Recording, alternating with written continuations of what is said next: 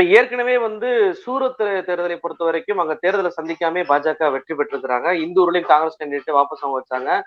குஜராத்ல காந்தி நகர் அமித்ஷாவிலுமே பாத்தீங்கன்னா சுயேட்சைகள் எல்லாருமே வாபஸ் வாங்க வைக்கக்கூடிய வேலைகளை பாஜக ஈடுபட்டாங்க. மக்கள் வாக்களிக்கவே விடாத சூழ்நிலையை சூரத்துல உருவாக்குனாங்கல்ல. இப்ப உத்தரப்பிரதேசத்துல பாத்தீங்க அப்படின்னா முஸ்லிம் பெண்கள் வாக்களிப்பதற்காக வாக்குச்சாவடிக்கு வர்றாங்க. அவர்களை அடித்து விரட்டக்கூடிய வேலையை உத்தரப்பிரதேச போலீஸே செய்யறாங்க. எப்படி பாக்குறீங்க? இதை கம்ப்ளைண்ட் பண்ணிருக்கிறாங்க முஸ்லிம் பெண்கள் அனைவருமே. சமாஜ்வாதி கட்சியுமே தன்னுடைய ட்விட்டர் பக்கத்துல இந்த வீடியோ வெளியிட்டு இருக்கிறாங்க. பெண்களை வாக்களிக்க விடாமல் தடுக்கக்கூடிய வேலையில் பாஜக ஈடுபடுறதை நீங்க எப்படி பாக்குறீங்க? ஏன்னா 57% தான் உத்தரப்பிரதேசத்துல வாக்கு சதவீதம் வந்திருக்கு. மிக குறைவான வாக்கு சதவீதமா அதை பார்க்க. ராமர் கோவில் திறப்புக்கு பிறகு உத்தரப்பிரதேசத்தில் ஒரு மிகப்பெரிய அரசியல் எழுச்சி பாரதிய ஜனதா கட்சிக்கு ஏற்பட்டு விடும் என்று அவர்கள் நம்பி இருந்தார்கள். ஆனால் உண்மையிலேயே அப்படி எந்த எழுச்சியும் அங்கே ஏற்படவில்லை என்பதை கள யதார்த்தம் உணர்த்தியது. மோடிக்கு திரண்ட கூட்டத்தை விட பிரியங்கா காந்தி அம்மையாருக்கு 2 மடங்கு அதிகமான கூட்டம் அங்கே திரண்டது. மோடி 10 ஆண்டு காலம் பிரதமராக இருந்திருக்கிறார்.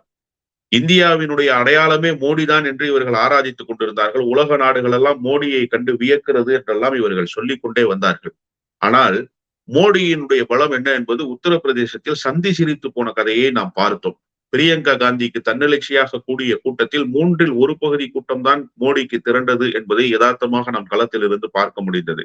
எனவே பாரதிய ஜனதா கட்சியினுடைய தோல்வி என்பது உத்தரப்பிரதேசத்தில் உறுதி செய்யப்பட்டு விட்டது. 80 நாடாளுமன்ற தொகுதிகளை கொண்ட உத்தரப்பிரதேசத்தில் இவர்களால் 30 இடங்களை கூட கைப்பற்ற முடியாத நிலைமை மாறி இருக்கிறது. அதற்கு மிகப்பெரிய அடித்தளமாக அமைந்தது ரஜபுத்திரர்களுடைய போராட்டம் தான். ரஜபுத்திரர்களுடைய போராட்டம் இல்லை என்று சொன்னால் குறைந்தபட்சம் 45-50 தொகுதிகளில் கூட அவர்கள் வென்றிருக்க கூடும். அந்த ஒட்டுமொத்த ஆதரவை இப்போது காங்கிரஸ் தலைமையிலான உத்தரப்பிரதேசத்தில் இருக்கக்கூடிய இந்தியா கூட்டணி பெற்றிருக்கிறது என்கிற காரணத்தால் இப்போது அந்த வாய்ப்பும் அவர்களுக்கு இல்லாமல் போனது. எதையோ பேசிக்கொண்டே இருந்தார் மோடி. அவருக்கு தேர்தலை எப்படி எதிர்கொள்வது என்பதே தெரியவில்லை உத்தரப்பிரதேசத்தில். ஏனென்று சொன்னால் அவர்கள் வகுத்த வியூகங்கள் எல்லாம் அங்கே எடுபடாமலேயே போனது. மிகப்பெரிய எதிர்ப்பை உத்தரப்பிரதேசத்தில் பாரதிய ஜனதா கட்சி தேடிக்கொண்டது என்றுதான் சொல்ல வேண்டும். இதை விட ஒருபடி மேல போய் மோடி என்னெல்லாம் முயற்சிகளை மேற்கொண்டாரோ அந்த முயற்சிகளுக்கெல்லாம் முட்டுக்கட்டை போடுகிற வேலையை போலவே பாரதிய ஜனதா கட்சியினர் அங்கே ஈடுபட்டுக் கொண்டிருந்தார்கள். உதாரணத்துக்கு ஸ்மிருதி இரானி அம்மையார் வாயை வச்சுக்கிட்டு சும்மா இருந்திருந்தா பிரச்சனை இல்லை. அமேத்தி தொகுதியில் என்னை எதிர்த்து போட்டியிடுவதற்கு ராகுல் காந்தி தயாரா என்று ராகுல் காந்தியை சீண்டினார். ராகுல் காந்தி நான் எதிர்க்க வேண்டிய அவசியம் இல்லை, என் கட்சியில் சார்பில் வேறு ஒருவரை அனுப்பி உங்களை களத்தில் எதிர்க்கிறேன் என்று சொல்லி புதிய வேட்பாளர் ஒருவரை அறிவித்தார். அறிவித்தது மாத்திரமல்ல, அவர்களுடைய பாரம்பரியமாக இருக்கிற ரேபரேலி தொகுதியிலே ராகுல் காந்தியே நேரடியாக போட்டியிடுகிறார். முதலில் ரேபரேலி தொகுதியில் போட்டியிட்டு வெற்றி பெற்றவர் ஃபெரோஸ் காந்தி, ராகுல் காந்தியினுடைய பாட்டனார். அதன் பிறகு இந்திரா காந்தி அம்மையார், சோனியா காந்தி அம்மையார் என்று காங்கிரஸ் கட்சியினுடைய தலைமைக்கு யாரெல்லாம் தகுதி படைத்தவர்களாக வருகிறார்களோ அவர்களை எல்லாம் அரவணைத்துக் கொள்கிற தொகுதியாக ரேபரேலி இருந்திருக்கிறது. இப்ப ரேபரேலி தொகுதியில் போட்டியிட்டு இருக்கிறார். இவர்களுடைய பதட்டம் எப்படிப்பட்ட பதட்டம் என்று சொன்னால், வயநாடு தொகுதியில் அண்மையிலே தேர்தல் நடந்தது. வயநாடு தொகுதியில் போட்டியிட்ட ராகுல் காந்தி 100 விழுக்காடு வெற்றியை பெறப்போகிறார் என்று எல்லோரும் ஆருடம் கணித்தார்கள். நிதர்சனமான உண்மையும் அதுதான். எதிர்த்து போட்டியிட்டு இருக்கக்கூடிய வேட்பாளருக்கு, பாரதிய ஜனதா கட்சி வேட்பாளருக்கு கட்டுத்தொகை கூட கிடைக்க பெறாது என்பதுதான் இப்போது இருக்கக்கூடிய நிலைமை. இவற்றையெல்லாம் சந்தித்து விட்டுதான் ரேபரேலி தொகுதிக்கு வந்தார். ஆனால் ரேபரேலியில் இருந்தபோது போட்டியிடுவதற்காக வேட்புமனுவை தாக்கல் செய்த போது பாரதிய ஜனதா கட்சியினுடைய வழக்கறிஞர் ஒருவர் சார்பில் ஒரு மனுவை தேர்தல் ஆணையத்துக்கு அனுப்புனாங்க. என்ன சொல்லி அனுப்புனாங்கன்னா, இவர் வெளிநாட்டவர் என்று சொல்லி ஏற்கனவே தன்னுடைய பேச்சின் மூலமாக 2007 குறிப்போடு உணர்த்தி இருக்கிறார். எனவே வெளிநாட்டவர் ஒருவர் போட்டியிடுவதற்கு எந்த முகாந்திரமும் இல்லை என்பதால் அவருடைய வேட்பு மனுவை ரத்து செய்ய வேண்டும் என்று சொன்னார்கள். எவ்வளவு பெரிய அயோக்கியத்தனம்! எத்தனை முறை நாடாளுமன்ற உறுப்பினராக இருந்திருக்கிறார். வெளிநாட்டு பிரஜை ஒருவர் நாடாளுமன்ற உறுப்பினராக இங்கே தொடர முடியுமா?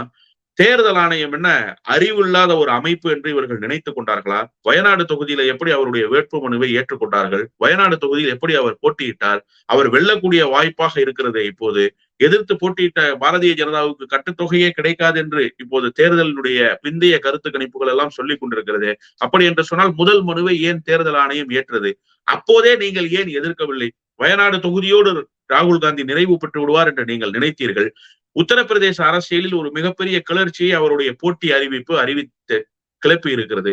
எனவே இப்போது உங்களுக்கு இருப்பு தாழவில்லை என்கிற காரணத்தால் நீங்கள் தடுமாறி கொண்டிருக்கிறீர்கள் என்பதைத்தானே இதையெல்லாம் உணர்த்துகிறது. அதனுடைய நிறைவு கட்டம்தான் பிரியங்கா காந்திக்கு திரண்டிருந்த கூட்டம், ரஜபுத்திரர்களுடைய ஆர்ப்பாட்டம், ரஜபுத்திரருடைய எதிர் நிலைப்பாடு, ராமர் கோயில் திறந்ததற்கு பிறகும் இவர்கள் எதிர்பார்த்த எழுச்சி கிடைக்கப்பெறாத ஒரு சூழல், ராகுல் காந்தி ரேபரேலி தொகுதியிலே போட்டியிட்டது, இவை எல்லாமும் சேர்ந்து பாரதிய ஜனதா கட்சியினுடைய அஸ்தமனத்துக்கான அறிகுறியானதற்கு பிறகு இப்போது கடைசியாக அவர்களுக்கு வேறு வழியே இல்லை என்றவுடன் இறுதி கட்டமாக என்ன செய்வது என்று நினைத்து இஸ்லாமிய வாக்காளர்களை, சிறுபான்மை சமூகத்தினுடைய வாக்காளர்களை வாக்களிக்க விடாமல் தடுப்பதன் மூலமாக இந்தியா கூட்டணிக்கு கிடைக்கப்பெற போகிற 24% வாக்குகளை தடுத்து விடலாம் என்கின்ற அந்த யுக்தியை கையில் எடுத்துத்தான் இவர்கள் இந்த வேலையை செய்திருக்கிறார்கள். ஆனால் ஒரே ஒரு செய்தி, இவர்கள் எப்போதெல்லாம் தடுமாறுகிறார்களோ, இவர்கள் எப்போதெல்லாம் ஒரு பின்னடைவை சந்திக்கிறார்களோ, அப்போதெல்லாம் மத சிறுபான்மையினர் மீது ஒரு வன்முறையை ஏவி, மத சிறுபான்மையினர் மீது ஒரு அடக்குமுறையை ஏவி,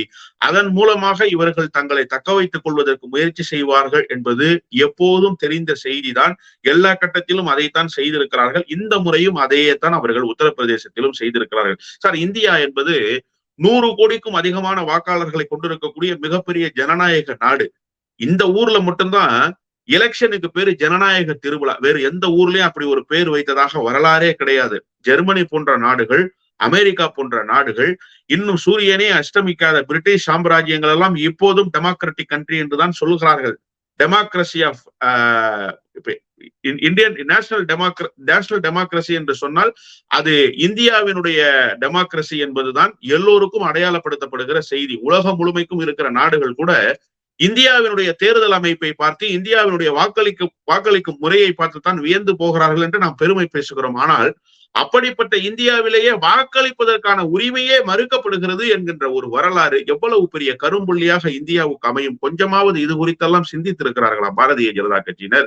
தேசபக்தி பாடம் எடுக்கிறீர்களே அடுத்தவர்களுக்கு, தேசத்தினுடைய மாண்பு சிதைக்கப்படுகிறது, சீர்குலைக்கப்படுகிறது என்கிற அச்ச உணர்வு உங்களுக்கு இருக்கிறதா? உண்மையிலேயே தேசபக்தி உள்ளவர்களாக இருந்திருந்தால் வாக்காளர்களுக்கு வாக்களிக்க வேண்டிய உரிமையை ஒரு மிகப்பெரிய ஜனநாயக நாடாக இருக்கக்கூடிய இந்தியா தருவதுதான் அதனுடைய மாண்புக்கு உகந்ததாக இருக்கும் என்று சொல்லித்தானே நீங்கள் செய்திருக்க வேண்டும். ஆனால் வாக்களிக்கிற உரிமையே மத சிறுபான்மையினருக்கு மறுப்பதன் மூலமாக இவர்களுடைய தோல்வியை இவர்கள் ஒப்புக்கொண்டிருக்கிறார்கள்.